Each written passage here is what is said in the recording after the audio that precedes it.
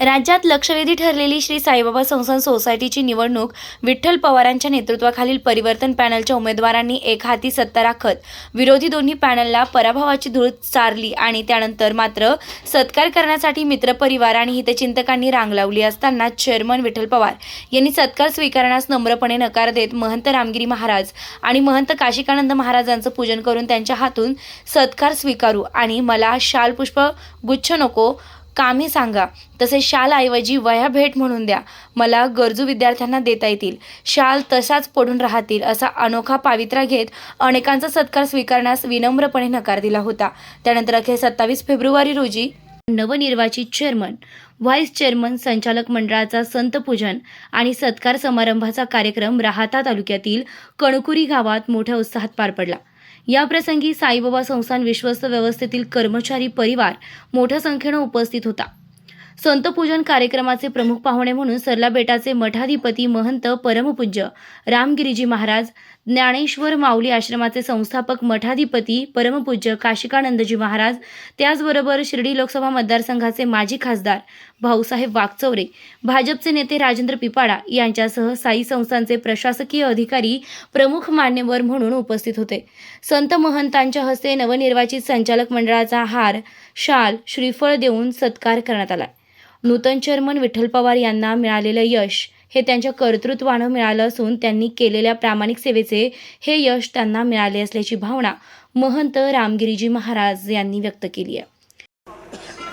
साईबाबांच्या दरबारामध्ये काम करत असताना अनेक साई भक्तांशी नित्याचा संबंध येतो आणि संबंध येत असताना ही साई संस्थान एम्प्लॉईज सोसायटी ही केवळ साई भक्तांच्या सेवेसाठी अनेक उपक्रम राबवत असते। विना मोबदला चप्पल स्टँड, देशभरातून येणाऱ्या भक्तांच्या चप्पल स्टँडची व्यवस्था आमचे साई संस्थान एम्प्लॉईज सोसायटीचे कर्मचारी करत असतात, तेही विना मोबदला। आणि भक्तांच्या सोयी सुविधेसाठी की इथं शिर्डीत आल्यावर त्यांना प्रसन्न वाटलं पाहिजे या भूमिकेतनं ठिकठिकाणी जी छोटी मोठी दुकानं आहेत ती भक्तांच्या सेवेसाठी माफक दरात साईबाबा संस्थांनी आम्हाला ती जागा देऊन भक्तांची सेवा करण्याची संधी म्हणून ती उपलब्ध करून दिलेली आहे। हे सगळं करत असताना एक परिवर्तनाचा धागा या निवडणुकीत मी बाबांना सांगितलं होतं की परिवर्तन झालं पाहिजे, की बऱ्याच वर्षाचं त्या संस्थेला घरटं नाही, कार्यालय नाही। 1957 ची जी संस्था आहे त्या संस्थेला स्वतःचं कार्यालय अद्यापपर्यंत नाही। मी चेअरमनच्या खुर्चीत बसणार नाही असं पहिल्याच दिवशी जाहीर केलं। आता ते घरटं ज्यावेळेस पूर्ण होईल, प्रत्येकाला प्रत्येकाचं घरटं असावं असं स्वप्न असतं। त्या संस्थेचंही एक स्वप्न आहे की तिचं स्वतःचं घरटं असावं आणि ते घरटं पूर्ण करण्याच्या दृष्टीनं तुम्हा साधू संतांचा आशीर्वाद घेऊन मला पावलं उचलायची आहेत।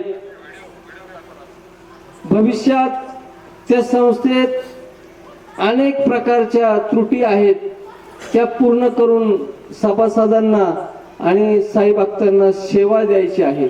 त्यासाठी तुमच्या आशीर्वादाची आणि बाबांच्या आशीर्वादाची फार गरज आहे।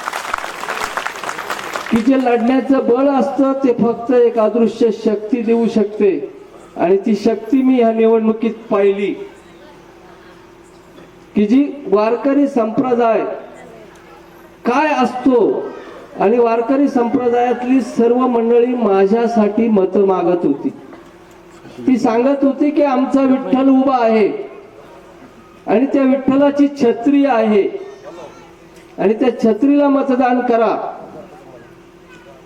अनेक अदृश्य रिक्षावाले असतील, चहावाले असतील, जे जनतेत जे सामान्य घटक असतात, जे नेहमी वावरत असतात, ती सांगत होती की आमच्या विठ्ठलाला मतदान करा। आणि सभासदांनी ते शब्दावर विश्वास ठेवला, भावनेवर विश्वास ठेवला आणि मतदान केलं की माझे उमेदवार 17च्या 17 निवडून दिले। इतक्या फरकाने निवडून दिले की आता ही कृतज्ञता फार भयंकर आहे की माझ्या गाडीचा नंबर 7123 आणि मला मतं पडली 1234. ही चढ्या क्रमांकानं जी चढ आता जी चालू आहे 1 2 3 आणि नवे तर 1 2 3 4 हा परिवर्तनाचा चेअरमन होण्याचं साक्षीदार तुमच्या साधू संतांच्या महंतांच्या आशीर्वादानं मला मिळालं. त्या संधीचं निश्चित मी भविष्यात सोनं करून दाखवील. तुमच्या आशीर्वादानं, वारकरी संप्रदायाच्या आशीर्वादानं या साई भक्तांची आणि सभासदांची सेवा करण्याचं बळ मला मिळो एवढंच मी साधूचरणी प्रार्थना करतो, साईबाबांचरणी प्रार्थना करतो, पंढरीच्या पांडुरंगाच्या चरणी प्रार्थना करतो आणि थांबतो. जय हिंद, जय महाराष्ट्र. प्रतिनिधी प्रशांत अग्रवालसह सुवर्णा ताकटे, साई न्यूज शिर्डी.